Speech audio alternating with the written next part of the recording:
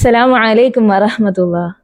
I feel extremely proud and privileged to have given an opportunity to speak in front of you on the topic Women in Islam. Today, it is difficult for a woman to be woman, and what's just being a Muslim woman in this world. We were discussed so far and heard a lot on women's rights, responsibilities, freedom, and their special consideration in Islam. So I want you to think it in a different perspective on this as a representative of women in Islam.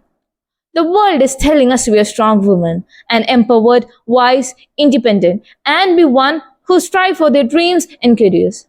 Above all these targets before us is that we are the servants of the Almighty Allah, and we have to handle different roles as a daughter, student, friend, as a teacher, as a wife, as a mother, as a full-time employee, and many more even in a single day. Here all our duties are different, and how we're going to do all this is different. In a simple way, while after the classes, being the servant of Allah at the class, to the servant of Allah at the home, later the servant of Allah as a doctor, teacher, whatever, we have to put in priorities on this long list. But in each place, our only focus should be to be pleasing the Almighty Allah.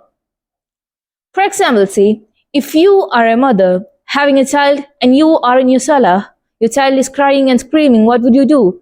If you could have an access to your child, then go and pick up your child. Or if you don't have an access to your child, stop your salah, go and take care of your child. Now that salah, that is the obligatory salah.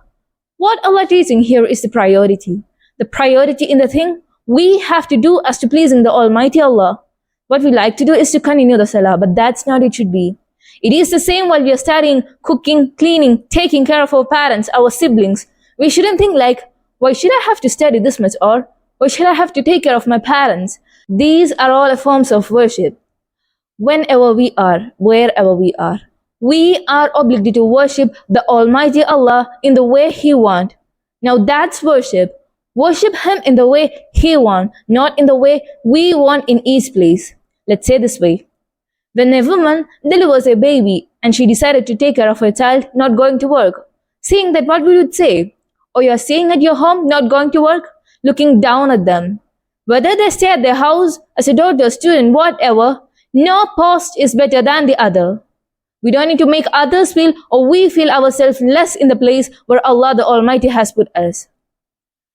If you are doing some house course or studying something, saying, I do it for the sake of Allah, and my intention is for Allah, both external and internal, and then if we don't get enough praise and we get upset about it, what would you do?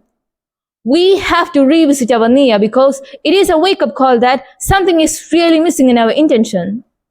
Our mothers were strong. They were wise, and they were the one who take care of their families. Best of our models, knowledge and leadership is Hazrat Aisha radiallahu anha. And in bravery, it is Sophia radiallahu anha. And the best wife, it is Khadija radiallahu anha. And at last, the best of all mothers, it is Fathima radiallahu anha, and many more. So my dear sisters, ladies and friends, stand up where Allah wants you to stand up. Stand up where Allah made you to stand up. We are the nourishing pillars of this ummah. So be wise and strong. Let me conclude my words. Thanks for lending your ears. Wa akhir da'wana anil hamdulillahi rabbil alameen. Assalamu alaikum wa